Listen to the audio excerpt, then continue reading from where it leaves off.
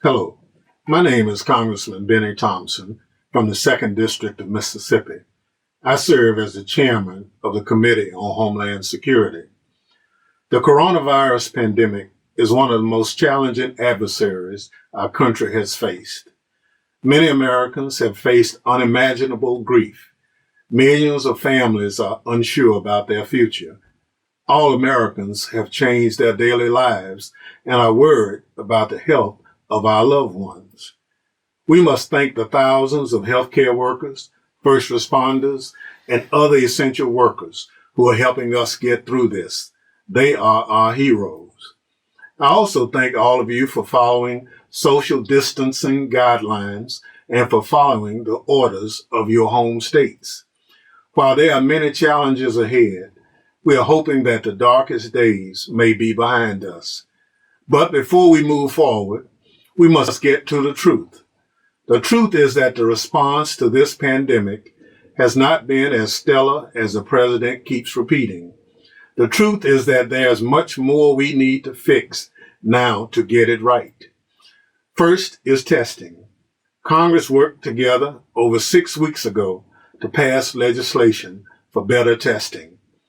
Despite promises from an administration on testing since the beginning of March, we're still behind on testing.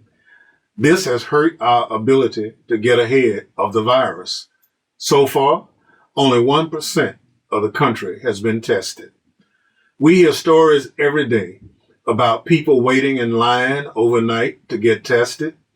We hear processing backlogs mean many don't get results for weeks. And this week, fewer were tested than last week. This is not right. Unfortunately, we've seen no leadership from the president. He's quick to put all blame and responsibility for testing on the states. This is not true and is not the American way. The truth is, we need a whole of government response for a nationwide crisis. All our states are in crisis and need federal assistance.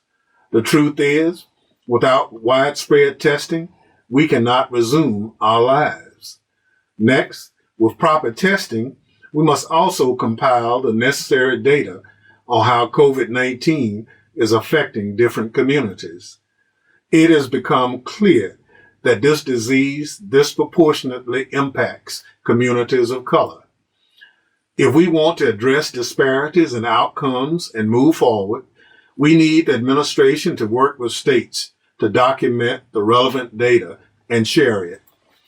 We also must make sure that our healthcare workers and first responders have the necessary PPE and medical supplies and equipment they still need. We had an emergency response system at the ready to properly, quickly, and equitably distribute supplies. However, the administration has upended this system, putting political actors where experienced professionals once were. Their efforts have been wrought with chaos, delays, and accusations of political bias. States were told they were on their own, only to see the administration outbidding them and rerouting their shipments. No state should have to compete with other states or the federal government to get what they need. If we are to succeed in this crisis and work together, we must use the truth as our guide. While we have hard days ahead, we must rely on science and data and follow the directions of the health experts and doctors. What we do in the coming weeks will be key to our recovery. You can be sure that House Democrats will continue to use the truth as we put workers and families first. Thank you for listening and be safe.